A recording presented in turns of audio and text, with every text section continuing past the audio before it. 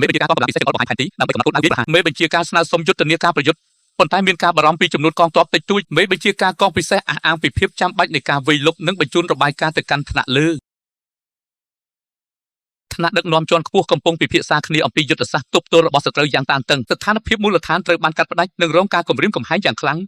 ពីសំណាក់កងទ័ពជប៉ុនមេបញ្ជាការយល់ឃើញថាគេត្រូវតែវាយបំបែកការឡោមព័ទ្ធនិងបង្កើតជ័យជំនះដ៏ធំមួយមន្ត្រីពាក់វ៉ែនតាដើរមកជួបនិងនាំយកលិខិតផ្លូវការពីសាលាពិសេសប្រយុទ្ធមេបញ្ជាការអានលិខិតស្នើសុំធ្វើតេស្តសមត្ថភាពប្រយុទ្ធពិតប្រាកដរបស់កងពិសេសគោលដៅនៃការវាយប្រហារគឺនៅឃុំសៀជីសួងស្ថិតនៅខាងក្រៅផ្លូវថ្នល់ខេត្តប៊ូឆេងមេបញ្ជាការមានការព្រួយបារម្ភថាកងកម្លាំងពិសេសទើបតែបង្កើតថ្មីប្រហែលជាមើលស្រាលកម្លាំងសត្រូវទោះបីជាបារម្ភប៉ុន្តែពួកគេសម្រេចចិត្តផ្ដល់ឱកាសឲ្យកងកម្លាំងពិសេសបានសាកល្បងសមត្ថភាពមេបញ្ជាការព្រមានថាប្រសិនបើបរាជ័យគឺត្រូវទទួលខុសត្រូវខ្ពស់ចំពោះការបាត់បង់កងទ័ពដ៏មានតម្លៃមន្ត្រីបញ្ជូនសារតាក់ទងបន្ទាន់ទៅកាន់កងកម្លាំងពិសេសដើម្បីបញ្ជាក់ពីការសម្រេចចិត្តមេបញ្ជាការកងពិសេសទទួលបានដំណឹងអនុម័តនិងរៀបចំប្រមូលផ្ដុំកងទ័ពភ្លាមមេបញ្ជាការកងពិសេសធ្វើការវិតម្លៃការវឹកវើរយៈពេល1ខែកន្លងមកនិងត្រៀមខ្លួនសម្រាប់បេសកកម្មការប្រកាសពីផែនការវាយប្រហារគោលដៅនៅឃុំសៀជីសួងដែលមានកងទ័ពសត្រូវជាង300នាក់កងទ័ពទាំងអស់បង្ហាញចំហររឹងមាំនិងមានទំនុកចិត្តខ្ពស់ក្នុងការប្រយុទ្ធលើកដំបូងនេះការបដិញ្ញាចិត្តខ្ពស់ត្រូវបានបង្ហាញឡើងដើម្បីបង្ហាញដល់គ្រប់គ្នាថាពួកគេមានសមត្ថភាពពិតប្រាកដក្រុមសមាជិកកងពិសេសត្រៀមខ្លួនរួចរាល់និងចេញដំណើរឆ្ពោះទៅកាន់សមរភូមិប្រយុទ្ធការផ្ដាំផ្ញើចុងក្រោយត្រូវបានធ្វើឡើងមុនពេលកងទ័ពពិសេសចេញដំណើរទៅកាន់សមរភូមិខាងមុខកងកម្លាំងពិសេសបើកការវិលុកយ៉ាងស្ងៀមស្ងាត់និងបានប្រហារទៅលើទាហានជប៉ុនក្រុមទាហានចូលដល់ក្នុងភូមិនិងត្រៀមសម្រាប់ដើម្បីបន្តបេសកកម្មនៅពេលក្រោយមេបញ្ជាការធ្វើការសិក្សានិងកំណត់ទីតាំងកងទ័ពសត្រូវនៅកណ្ដាលភូមិយ៉ាងលម្អិតកាកូសូបញ្ជាក់ពីចំនួនសត្រូវត្រូវបានធ្វើឡើងដើម្បីត្រៀមផែនការវាយប្រហារពេលយប់ការប្រើប្រាស់ឧបករណ៍យោធាទំនើបជួយឲ្យពួកគេមើលឃើញទីតាំងសត្រូវក្នុងទីងងឹតយ៉ាងច្បាស់មេបញ្ជាការដាស់តឿនសមាជិកក្រុមឲ្យសម្រាប់យកកម្លាំងសម្រាប់យុទ្ធនាការយប់នេះទេសភាពភូមិពេលយប់ដ៏ស្ងប់ស្ងាត់មុនពេលកងកម្លាំងពិសេសចាប់ផ្ដើមសកម្មភាពមេបញ្ជាការបន្តបញ្យល់ផែនការលម្អិតដល់សមាជិកក្រុមទាំងអស់ជុំវិញកងកម្លាំងសត្រូវការបែងចែកភារកិច្ចច្បាស់លាស់សម្រាប់ក្រុមនីមួយៗក្នុងការចូលវាយលុកព្រមគ្នាការបញ្ជាក់ពីគោលដៅនិងការរៀបចំពេលវេលាឲ្យបានត្រឹមត្រូវដើម្បីកុំឲ្យសត្រូវដឹងខ្លួនការដាក់បង្ហាញការតាំងចិត្តខ្ពស់និងការសន្យារួមគ្នាមុនពេលចេញទៅប្រយុទ្ធមេបញ្ជាការដាស់តឿនស្មារតីកងទ័ពថាជោគជ័យនៃបេសកកម្មនេះគឺអាស្រ័យលើសមត្ថភាពទាំងអស់គ្នាកងកម្លាំងពិសេសចាប់ផ្ដើមចេញដំណើរដោយងងឹតតូនឆ្ពោះទៅកាន់គោលដៅក្រុមបាញ់ស៊ីបត្រៀមខ្លួនរួចជាស្រេចនិងរងចាំសញ្ញាដើម្បីបើកការវាយប្រហារការបាញ់ប្រហារយ៉ាងឆាប់រហ័សត្រូវបានធ្វើឡើងដើម្បីកម្ចាត់កងយាមរបស់សត្រូវសមាជិកក្រុមបន្តវាយលុកចូលទៅខាងក្នុងយ៉ាងលឿននិងស្ងៀមស្ងាត់បំផុតការសម្រុកចូលតាមផ្ទះនីមួយៗដើម្បីបោះសម្អាតកងទ័ពសត្រូវដែលកំពុងយាមកាមកងកម្លាំងពិសេសធ្វើសេចក្តីរាយការណ៍ពីវឌ្ឍនភាពនៃការវាយលុកនិងបែងចែកកម្លាំងបន្ថែមការបន្តចូលទៅប្រយុទ្ធយ៉ាងស្វិតស្វាញនិងការប្រើប្រាស់កាំភ្លើងបាញ់បំបត្តិសម្លេងការចូលដល់បន្ទប់បញ្ជាការរបស់សត្រូវនិងការបាញ់ប្រហារយ៉ាងសន្ធោសន្ធៅការបោះសម្អាតទី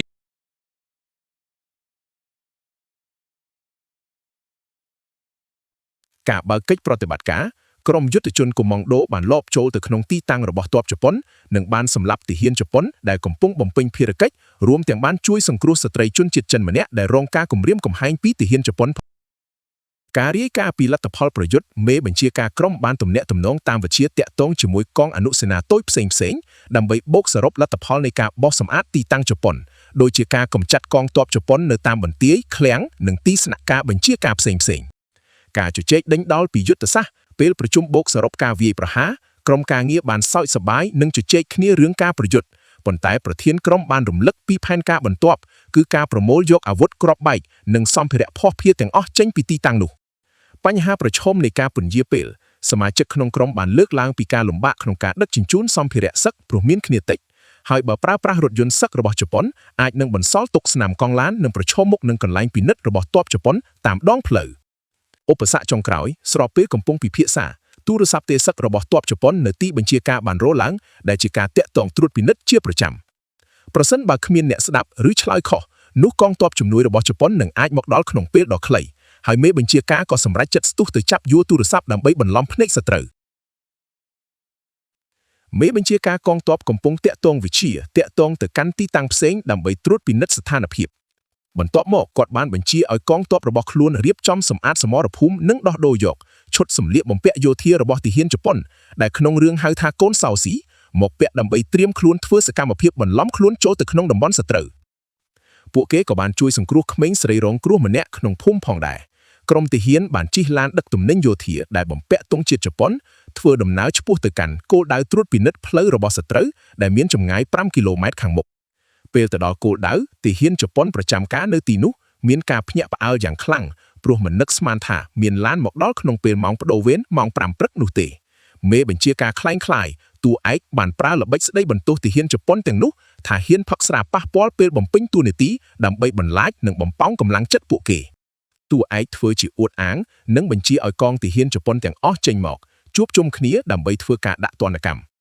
ពេលដែលទាហានជប៉ុនទាំងអស់ចុះមកឈរជួរនិងត្រូវបញ្ជាឲ្យលុតជង្គង់ចុះក្រោមក្រុមតួឯកនិងបកខ្វក់ដែលលាក់ខ្លួនពាក់ឈុតផ្សេងក៏បានបញ្ចេញមុខព្រមគ្នាហើយទាញកំភ្លក់បាញ់ប្រហារកំចាត់ទាហានជប៉ុនទាំងនោះចោលទាំងអស់ក្នុងពេលតែមួយយ៉ាងរហ័សក្រោយពេលកំចាត់សត្រូវរួចរាល់ពួកគេបានរៀបចំប្រមូលយកសម្ភារសឹកជាការតបស្នើដកថយតួឯកបានតាក់ទងវិទ្យុរាយការណ៍ទៅកាន់មូលដ្ឋានវិញដោយលេងសើចថាមានការខូចខាតសព្វមានមនុស្សស្លាប់ច្រើនណាស់ប៉ុន្តែមិនមែនខាងយើងទេជាចុងក្រោយពួកគេបានបើកឡានចេញទៅដោយជោគជ័យខណៈដែលនៅឯមជ្ឈមណ្ឌលបញ្ជាការរបស់សត្រូវម្ខាងទៀតកំពុងតែព្យាយាមតាក់ទងមកកាន់ទីតាំងនេះវិញប៉ុន្តែគ្មានការឆ្លើយតបត្រូវបានកំចាត់រួចបាត់ទៅហើយ